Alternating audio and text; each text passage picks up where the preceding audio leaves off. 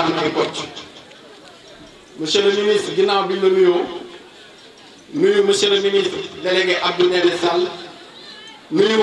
sama naataango maire yi fi tawee muy monsieur le maire Moussa Ndiaye maire Mboro di nuyu tamit monsieur le vice-président de l'Assemblée nationale et maire de Taïba Ndiaye monsieur Alelo di nuyu les directeurs généraux yi fi teg yëpp et chefs de service le chef de village de Mboro Ndëndkat di nuyu tamit tous les acteurs de la pêche ak toutes les populations de la commune de Darou Khoudoss di am contenté tey monsieur le ministre biñ la fi teeruwaatee tey jii parce que tey nekkul sa njëkkul ñëw fii ci commune de Darou Khoudoss fi mu nekk nii xam naa ni mën nañ ne sax au niveau du Sénégal zone bi beral nga ko loxo parce que à chaque fois lépp lu mën di xew yaa ngi fiy ñëw moo xam safaan la moo xam bànneex la te tamit lii ngay def wax dëgg yàlla mu doon loo xam ne manqué woon nañ ko trop ci zone bi mais à travers yow li nga yore vraiment commune de Darou Khoudoss acteur pêche yi en particulier ñu ciy gis seen bopp. pas plus tard que il y a 3 ou 4 mois de cela ànd nañ Fass Boye nga dem inauguré ji benn site boo xam ne da nga ko jagleel jigéen ñi à hauteur de plus de 200 millions de francs loolu wax dëgg yàlla c'est à saluer ñu ne déedéeti tey jii ñuy def la pose de la première pierre du quai de pêche de Mboro sur Mer loolu nag ñu ngi ciy sant bu baax a baax dina ci sant di ci sant le président Macky Sall ñuy wax ni population bi yëpp damay dégg sax ñu koy wax monsieur le ministre yore la too leen dara population bi la yore te incha allahu rabbi diñ ci xam dara donc lii tamit dinaa remercier tamit sama naataango maire yi nga xam ne ñoo ma fi fekk si lii bu ngeen ko gisee mooy commune de Darou Khoudoss commune de Mboro commune de Taïba Ndiaye commune de Mewane arrondissement bi ñun ñëpp ñoo bokk ndey ak baay loolu nag wax dëgg yàlla ngeen xam ne ñu ñëpp benn lañ kon lii tey jii bu amee fii tey jàpp ni njëriñu ñun ñëpp la kon nag sant nañu ñëpp gërëm nañ ñun ñëpp di remercier vraiment le préfet du département de Tivaouane le sous-préfet de l'arrondissement de Mewane le rassembleur ak mon ami et grand frère monsieur Dieng vraiment PCO vraiment sant nañ ñëpp gërëm nañ ñëpp li daal laa bëggoon yeggee population bi ñu wax rek yàlla na mu nekk suñu mujj daje yàlla nañ fi daje waat suba pour inaugurer yi incha allah rabbi kee bi asalaamaaleykum wa rahmatulah. mbokk yi jërë ngeen jëf monsieur le ministre ñu ngi laa nuyu monsieur Oumar Gueye ministre de la pêche ñu ngi laa nuyu ak délégation bi nga àndal ñu ngeen nuyu monsieur le membre du cabinet ñu ngeen nuyu gouverneur régional de Thiès ñu ngeen nuyu monsieur le préfet département de Tivaouane et le sous-préfet département de Meouane président du conseil départemental du Tivaouane ñu ngeen nuyu monsieur le maire Darou Khoudoss di nuyu monsieur le maire Mboro ak Alilo Taïba Ndiaye monsieur le maire di nuyu monsieur le directeur de chef de service de pêche di nuyu directeur de pêche Goudiaby Mamadou Goudiaby ñu ngi koy nuyu di ko sant di ko gërëm di nuyu tous les délégations di ànd ak ministre de la pêche fàtte woonu itam suñu mbokk coordinateurs yi ñu ngi leen di nuyu ñu jógee Joal ñu jógee Mbour ñu jógee Pointe Sarène ñu jógee képp foo xam ni acteur de pêche ñu fay mooy ñun ñëpp ñëw nañ fii ñu ngi leen di gërëm di leen sant di wax ni monsieur le ministre ñu ngi gërëm suñu mbokku Fass Boye yi ñu ngi leen di gërëm bu baax a baax a baax a baax a baax kontaan nañu si mobilisation bi ngeen def bu baax mu di góor mu di jigéen ñu ngi leen di nuyu di leen gërëm di leen sant si lii ngeen di defal tey jii maanaam xamuñu lu leen di fay xanaa yàlla daan fay rek mu fay leen ñu ngeen nuyu général Djibi Ndiaye ñu ngeen nuyu waa FENACIPES ñi nga xam ne wax dëgg yàlla 1998 ñoom ñoo na dalal Basir ministère bi fi jëkk a ñëw ministère daf naa romba di dem di romba di dem Kayar di dem Fass Boye wax dëgg yàlla ma engagé leen ni leen ñun ala nekk si diggante bi na ñun Kayar ak Fass Boye ak Liit ak Jogo ñoo bokk ndey bëgg nañ bu ministère jógatee mu jàdd fa mu jàdd Mboro gën a dem Fass Boye loolu ban leen nga waxee ñoom def nañu wax dëgg yàlla tàggat nañu jàppale nañu ba nu mënal suñu bopp lu bare monsieur le ministre ñëwoon na si 2014 bi nga fi ñëwee 2014 am na mébét yu la waxoon si biir mébét yooyu ñu la waxoon nga noté ga dem bi nga ko noté ba dem wax dëgg yàlla amul na 1 an et demi courant bi dugg si naam takkagul sax xam naa ne bu duggee sa nopp courant bi léegi mu takk loolu moom lu ma wóor la moom bi si topp mooy safoo yi nee nañu jamono yi ñu fay ñëw tëli bi dafa boroon ay pax ba daan na boobu bis ñu fay ñëw sax dana am gàcce waaye koroog bi ñu la ko waxee bi nga fi jógee loolu saafarawu na bi si topp mooy mareyeur yi Mboro sur Mer nee na amuñu sa fay dan laa ñaanal yàlla ak wér ak gudda fan parce que li si am solo mooy lii nga def tey jii première pause keeru Mboro di keer de pes bi lii wax dëgg yàlla ñun xamuñu sa fay na jàmbaar nga joo xam ni liggéey bi nga liggéey si acteurs yi diir ban la nemee ministère ba léegi président wóolu la jox la ministère am bi wax dëgg yàlla gàcca ngaalaama bépp pêcheur bu nekk si Sénégal ñun kontaan nañu si yow ñun mënula lu fay dañ laa ñaanal rek ñu dolli si nii situation même moteur yi ku ne gis na jox la machine nga joxe 1 million ñu may la 1 million Macky Sall la moo ko def wóolu ki nga xam ne mooy ministre de la pêche wax dëgg yàlla gaal yaa ngi nii machine yaa ngi nii machine ba doo dugg si gaal nga gis machine bu ma def dëgg bi amul te nee ngeen paree wu leen ba léegi li la doon wax mooy mareyeur yi wax na ni wax dëgg yàlla situation moteur yooyu nee na bëgg nañu nga jàppale leen si bu baax a baax bi soobu mooy jigéen ñi nga xam ni ndax ñun maanaam danoo wax rek waaye def ngeen lépp si yi nga xam ne fii jigéen ñi di liggéey di topp di jëmi si mbir ma nga fa dëgg sa tànk boo ko demee bu timis jotee jigéen ñi daw amul lamp beneen bi maanaam tey bi maanaam siin bi wax dëgg yàlla neexul sax personne loolu moom bëgg na nga bàyyi mu si xel bu baax jigéen ñi ñoo ko yóbbal di wax ni maanaam sa suba ba léegi sa directeur ñu ngi fi yebaloon maanaam ñoom monsieur Diouf mii nga xam ni mooy inspecteur de pêche ak Aliou Ndiaye mii nga xam ni mooy inspecteur départemental wax dëgg yàlla moom waruñu ko gërëm sax moom mii dañ ko war a ñaanal yàlla parce que jigéen bu fekkee turee la bu mën góor wéetalu mu gën a yor wax dëgg yàlla ko sonn si ñun la léegi nag monsieur le ministre xale yi si dëkk bi dañoo yóbboo doon sew jeunesse nee na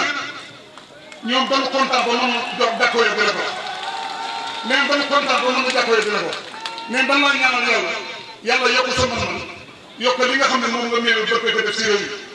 mi ñoom it nee nañu projet yi nga xam ne état mi ngi koy joxe ñoom jeunesse bi leen bëgg nañ si ndax ñoom ñetti fan yi nii jeunesse bi noppaloo ko wuñu guddi noppaloo ko wuñu bëccëg ñoo ngi si guddi ñoo ngi si bëccëg lépp ñoo ko def ñoom xale yi wax dëgg yàlla bëgg nañu nga tegal leen loxo bu projet yi génn nga defee leen parce que sonn nañ trop du dëgg loolu moom wax dëgg yàlla yaakaar naa bu duggee si notre ministère bi yaa ngi dégg loolu moom dana baax parce que yéen da ngeen àndandoo nekk benn xulóowu leen xeexu leen dëkk bi sax loolu am dëkk bi sax wax dëgg yàlla loolu am li ko doore ca chef de village nga xam ne moo fi nekk di rabat di ñëw nga xam ne yàqu si dara ak waa këram yaa ngi dégg ñun moom it amul seet ñu ngi koy gërëm di respect du nuyu bépp nit boo xam ne yaa ngi fii tey toog fii ku lim juum ñun mënoon na leen fay di gën a di def sama coordinateur nga xam ni mooy suñu kilifa muy Maodo Samba bëgg naa ngeen tàccu ko parce que lépp moom wax dëgg yàlla ñun mënoon am fay monsieur le ministre mu laa yóbbal si président boo demee nga waxal ñu ko lii nga xam ni moom la ko wax ñu ngi koy ñaanal yàlla ñu ngi koy gërëm di ko sant ñu ngi koy gërëm di ko sant bu baax a baax a baax xam naa 2018 yi ñëw bu soobee yàlla fii Mboro gi su ay soppeeku nga fekk bu soobee yàlla daal leen ko téye te da leen def 100% wax incha allah da ngeen sopp waaw loolu moom ba nga préparé Mboro gi moom amul jadd amul mooy amul dem feneen ñëpp Macky Sall la ñu àndal incha allah bu 2018 def bu soobee yàlla si kàddu gi loolu moom dañu wóolu.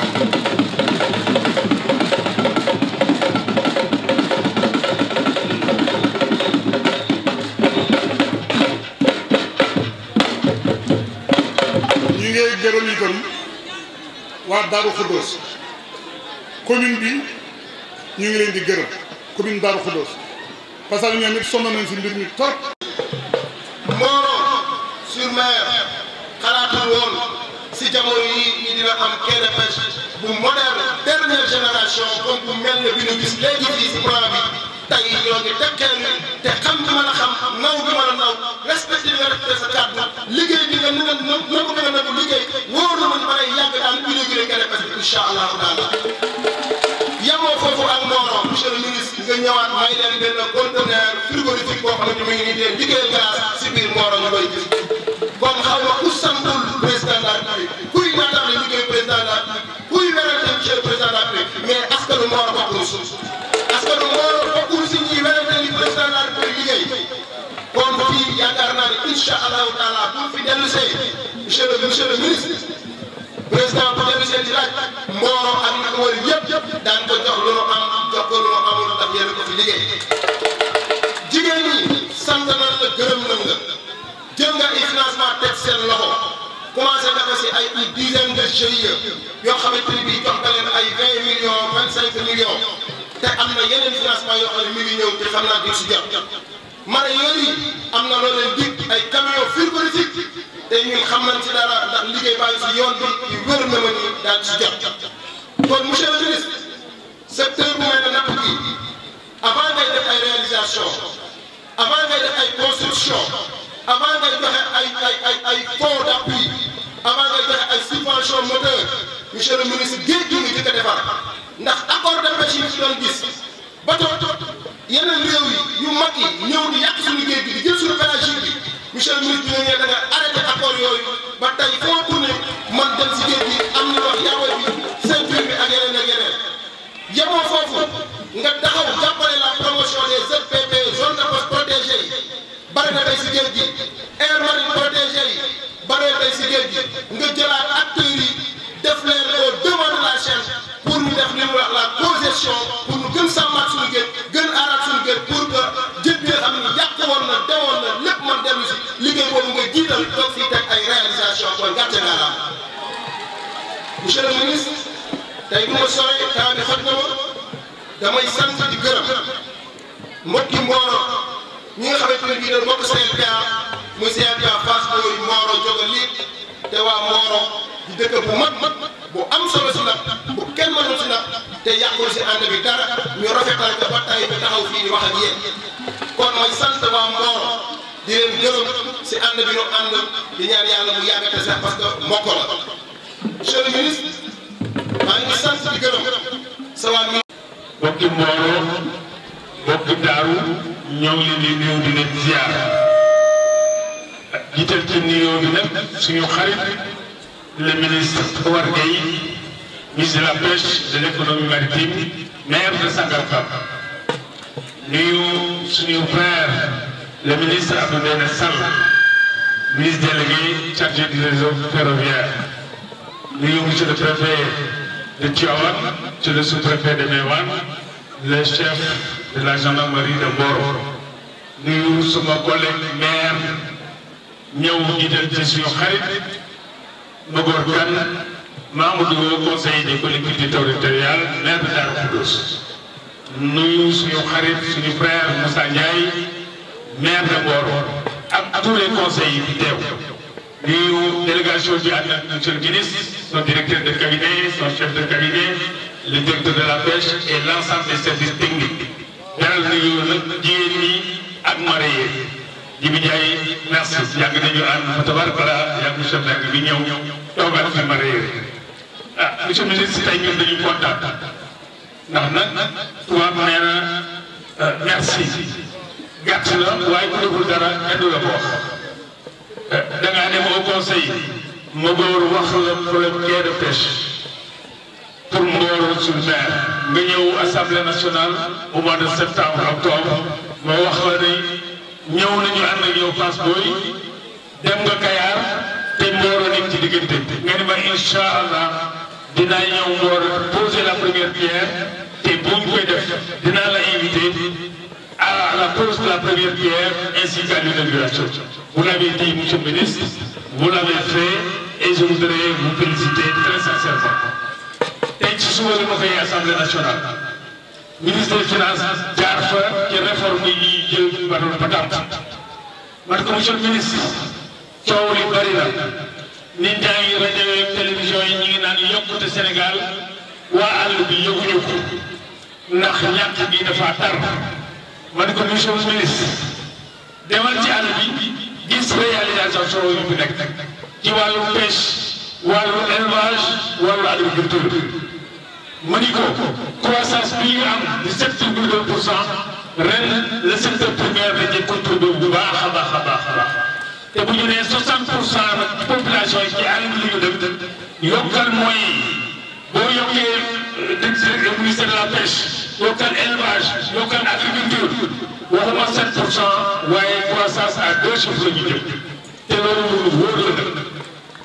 parce que nag wax dëgg yàlla xam nañu Mboro fa mu nekkoon yoon wii seen si wax man 61 Mboro laa doon jàng wante yoon yi boobu ba léegi ñu koy jàmbat ma ko bi ñu ko falee mu soog a bees dafa tiit wër commune bi yëpp courant amul ndox amul yoon amul kon tey moom mii war na kontaan ma ni ko jógal rek fépp foo xam ne nii service la ci wàllu ñett yi nga wax defal say requête defal loo mën na ko ci dox ñun lu nu def Taïba Ndiaye bi ñu sañeen def ko Daaru def ko Mboro moom nag it jàmbaar la neex naa digal kon Mboro ñoo ngi lay encouragé ñett yi doon seen soxla di tali bi ak courant bi ak quai de pêche loolu fa tabarakallah waaye monsieur le ministre soxna Mame Fama bi fi ñëwee dimanche jigéen ñi dañ ko yóbbat ñu ko daal li ci des mooy ñu jàppale leen gën leen a jàppale ci financement man leen bu ministre bi ñëwee incha allah dinañ ko jooy te li mu wóor mooy dina leen ci jàppale kon monsieur le ministre ak jigéenu Mboro sur Mer créé nañu seen GIE am na sax financement yuy am ak commune docteur Dieng mi ngi fi yaakaar naa ni da ko bàyyi xel ci li ko président dénk ak tous les responsables de Mboro suñu xarit Abdoulaye Tall certainement mi ngi ci biir ci ginnaaw kon monsieur le ministre ñoo ngi lay félicité di la encouragé ndax ñu ne woon ak yow démb nag dañu di seen daara bi ci biir néeg bi xam na ci tongo yi ñi ci gën a neex ba waaye moom mii da nga koy fekk fa mu dëkk démb ak tey nga soog a xam li nga xam ne nii moom la ko président dénk yelloo na ko communauté rurale yi ba ñu demee ba amuñu dara buñ daan cotiser 100 000 moom 5 millions la ko Sangalkam daan cotiser lu bëree bëri mënu ci daan yóbbaale kon tey jii bu ñu commune yi dem ay 500 millions di jege milliards monsieur le ministre tey mën nañu décentralisation xam ne jéego bu mu def tey kenn jiitu lu ku ci am yu mandat amaat ñaar ñett ñeent juróom daa am foo jaar population bi nit ñi kenn mënatu leen a nax sa bilan rek moom nga leen di présenté ci lañ lay fale ndokk bi ko président Macky Sall waxee xamee coow li bëri na de wax li bëri na de waaye nit ñi dafa tuyu képp koo xëy yokku nga da nga ko xam te yéen ñii liñ leen defal xam ngeen ni lu ngeen ko comparé ak liggéey wax la Thiès kon nañu yeewu xam bu baax a baax fan tolloon dem ak suñu tool tey ndax li ngeen am kat ànd man ko déglu seeni responsable ba leen ko may te bu ma leen ko waxee ngeen gëm ko tey ba jaay daaru benn la kon monsieur le ministre bëgg ñoo guddal ndax yow la ñu déglu waaye ñoom lay encouragé di la félicité gis nañu li nga def ci secteur pêche gis nañu fi ngeen jaar yëpp li la président dénk résultat yi nga xam ni am nga ko ba tax nag ñun lépp lu ñu mën daan la jàppale fii ci gox bi waaye ci seen di gërëm bu baax autorité administrative politique religieuse yi fi teew góor jigéen mag ndaw di gërëm monsieur le préfet du département de Tivaouane di gërëm administration bi yëpp di wax ni tey dama fi ñëw ànd ak sama nattango le ministre Abdou Ndéné Sall nga xam ni président moom la dénk réseau ferroviaire chemin de fer ànd ak ay député yu jóge assemblée nationale rawatina vice-président assemblée nationale le député Alla Lo nga xam ni suñu xarit la yàgg nañu liggéey man bi ma nekkee président conseil rural moom moo nekkoon président ANCR maanaam président communauté rurale yépp moom moo jiite woon suñu kuréel def fa liggéey bu am solo ci wàllu décentralisation moom li mu xam ci décentralisation mën na cee bind téere yu bare donc honorable député monsieur le président ñu ngi lay gërëm di la sant ci sa teewaay ak sa engagement bi nga am ci wetu président Macky Sall di gërëm monsieur le maire de Darou Khoudoss Magor Kane di ko sant ci taxawaayam ak maire yi ko wuy si yépp tey di gërëm directeur yi ma àndal yépp ak chef de service yi rawatina fii ñu nekk service régional des pêches ak ki nga xam ni moo nekk ci département bi di jigéen te weeru jigéen la ñu nekk di ko sargal muy Aminata Ndiaye ñu ngi koy gërëm di ko sant ci taxawaayam moom it di gërëm service ñi nga xam ni ñoo yor kuréelu organisation professionnelle yi Thierno Mbengue di conseiller chargé de mission à la présidence du général Djibi Ndiaye moom it di également Mouhamadou Kandji toogal fii ki nga xamante ni mooy FENAGI ak mbooleem kuy CLPA liñ fi tax a ñëw tey nag président Macky Sall moo ñu yónni ni demal leen ma Mboro tey tegal leen ma xeeru quai de pêche bi nga xamante ni moom laa fa bëgg defal waa Mboro-sur-Mer wax ngeen dëgg ñëw naa fi boobu mat na at ak tuuti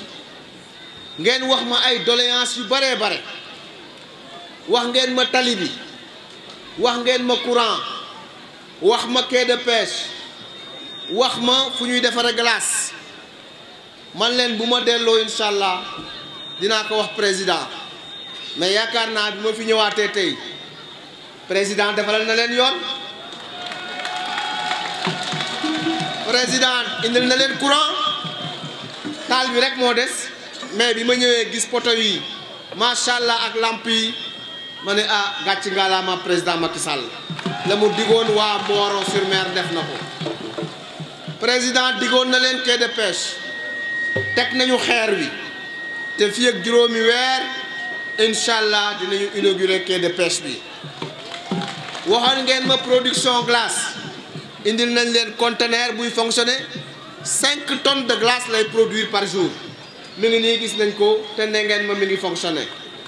ma ni kooku mooy président Macky Sall lu mu leen dig daf koy def te nag yemul rek ci secteur de la pêche ndax plan Sénégal émergent su ngeen seetloo fi mu ko teg ci ñetti ponc yi muy transformation structurelle de l'économie vers une croissance inclusive axe 2 di capital humain protection sociale développement durable axe 3 di gouvernance institution paix et sécurité mani def na ci lu bare courant bi muy ñëw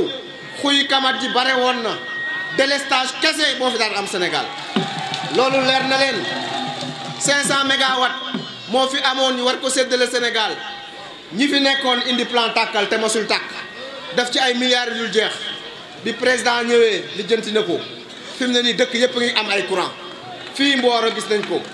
boo weesoo courant bi nga dugg ci infrastructure yi tali ngi nii autoroute Ila Touba mi ngi nii ak yeneen tali yoo xam ni defar nañ ko partout dans le Sénégal président mi ngi liggéey boo jógee ci tali yi boo demee ci mbay mi gerte gaa ngi ni gàññi actuellement président la ceeb baa ngi ni gàññi njaween yeeg sekkeen yi amatuñu lu ñuy wax 1 million de tonnes de riz 1,411,000 tonnes d'arachide kon nit ñi amatuñu lu ñuy wax ci mbay mi te incha allah président trouvé na solution pour gerte gi yëpp ñu jël ko lii usine ñu defar ko lii ñu seggal ko raffiné ko li ñu jaay ko bitim réew boo demee ci càmm gi li mu def ci càmm gi benn président masu koo def sàmm yi seen problème moo doon numéro 1 ranch de Doli ñu muré leen ko muré na 125 kilomètres ranch de Doli def fa ay forage def fa ay mbalka ñëpp di naan mu wàññi aliment de bétail bi subventionné ko léegi meew baa ngi bare sàmmkat yaa ngi am nag yu baax ak meew mu doy waaw mu dem ci napp gi nag napp gi ñun nappkat yi mu jël ñaar fukki milliards jox ñu ko ñu ne ko président ñaar fukki milliards yi pour lan la mu ne ma képp kuy jënd moteur bu bees joxal ma ko 1 million masul am Sénégal pare ci loolu mu defar ay quai de pêche yu bare defar na Soumbédioune defar na Yoff defar na Pointe Sarène defar na Ngaparou defar na Potou tey jii ñu ngi teg première pierre bu Mboro feeg ñaari weer ñu inauguré quai de pêche bu Bargny mu pare ci loolu mu ni jigéen ñi yéen ñiy def transformation li nga xam ni moom ngeen doon liggéey ci liggéey bu metti dinaa leen defar ay aire de transformation yooyu ku ñëw Fass Boye gis nga ko fi benn nga nii ku dem goxu Mbàcc benn nga fa ku dem Bargny benn nga fa ku dem Dakar Thiaroye Mbao Ndëppe à Rufisque benn nga fa ak yeneen mu jóge ci loolu mu wàññi li nga xam ni mooy njëgu essence moteur yi essence moteur ñaata lay jar 497 francs gasoil bi gën a yomb ñaata lay jar 595 kon yéen at mu jot 8 milliards la état bi supporté pour ngeen mën a dem géej loolu defal na leen ko ci biir financement jigéen ñi 700 millions la leen jox bu yàggul créer délégation à l'entrepreneuriat rapide docteur Dieng mi ngi nii seen doom moo yor li nga xam ni mooy conseil d'orientation teg ci fanweeri milliards la leen jox ni leen soxlawuma ci dara lu dul ngeen financeel ma jigéen ji financeel ma jeunes yi kon nag docteur yow yaakaar naa ni am nga sas fii